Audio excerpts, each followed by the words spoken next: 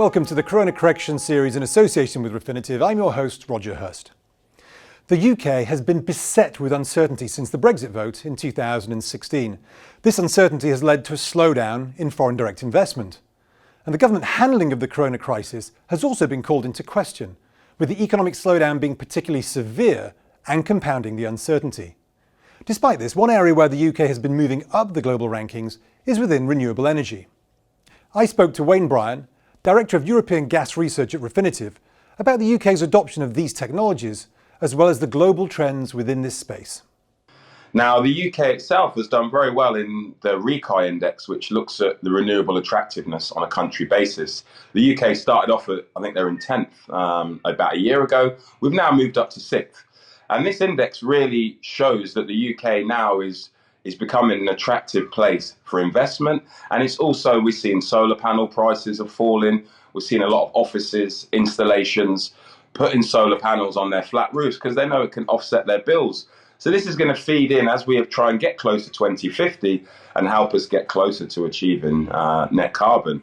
In another boost for the government's plan to be net zero by 2050, we saw last month Cleave Solar Park, which is going to be the UK's largest solar park, given the go-ahead by the government to begin construction.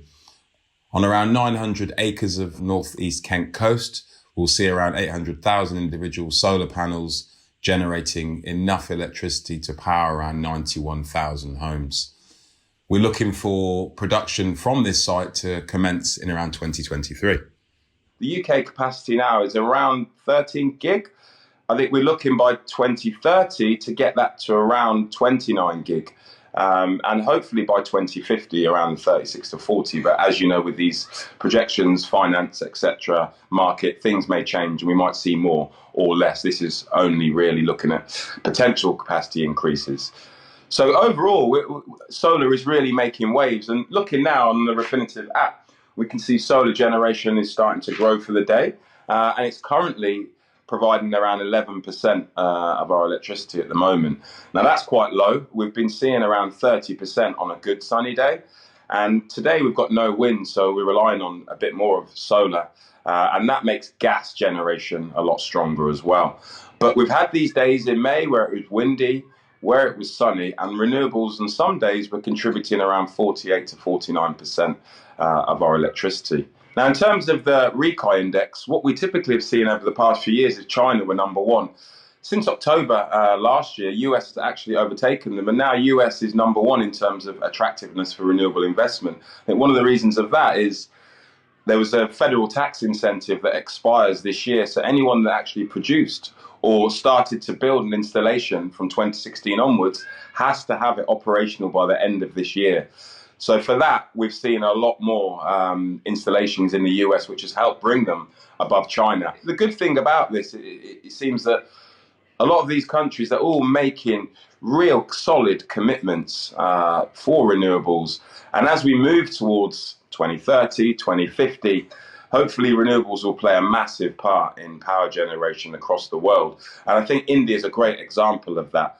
Their actual energy demand is growing, but what they're now realizing is the amount of sun they get, it's time to utilize that.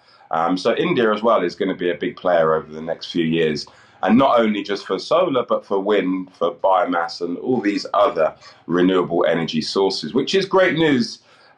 Really, really is good news for the environment moving forward. Although the UK is perhaps better known for its wind and rain, there has been a concerted push into the solar space which is paying dividends, increasing the country's energy diversity as it moves towards meeting its long-term goals. The recent decline and volatility in oil prices has seen the energy giant BP take a write-down of $17 billion and announce 10,000 job cuts.